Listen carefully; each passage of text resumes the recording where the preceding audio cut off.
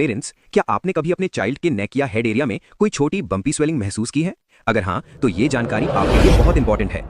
अधिकतर पेरेंट्स ऐसी स्वेलिंग महसूस करते ही पैनिक कर जाते हैं, लेकिन सच्चाई ये है कि इन लंपी स्वेलिंग्स में से ज्यादातर बिल्कुल नॉर्मल होती हैं, जबकि कुछ केसेस में डॉक्टर को दिखाना जरूरी होता है।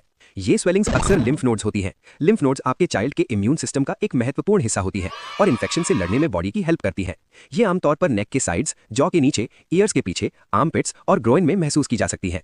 चिल्ड्रन में लिम्फ नोड्स पेरेंट्स को ज्यादा आसानी से महसूस होती हैं, क्योंकि बच्चों की स्किन के नीचे फैट कम होता है, इसलिए इन्फेक्शन के समय ये टच पर ज्यादा प्रोमिनेंट लगती है। आपने लेबोरेटरी रिपोर्ट्स में जैसे कंप्लीट ब्लड काउंट एक टर्म देखी होगी, लिम्फोसाइट्स। ये लिम्फोसाइट्स लिम्फ नोड से रिलीज होती हैं और बॉडी को इन्फेक्शन से लड़ने में हेल्प करती हैं तथा इम्यूनिटी देती हैं। इसलिए जब इलनेस के दौरान लिम्फ नोड्स थोड़ी बड़ी होती हैं, तो ज्यादातर मामलों में इसका मतलब होता है कि इम्यून सिस्टम ठीक से काम कर रहा है। कोल्ड, कॉफ, सोर थ्रोट, ईयर इन्फेक्शन या डेंटल प्रॉब्लम के समय लिम्फ नोड्स का साइज थोड़ी देर के लिए बढ़ सकता है। ये अक्सर एक नॉर्मल रिस्पॉन्स होता है।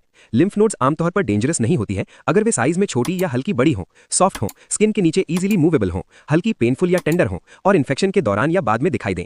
अधिकांश चिल्ड्रन में ये स्वेलिंग्स 2 से 4 वीक्स में अपने आप कम हो जाती हैं।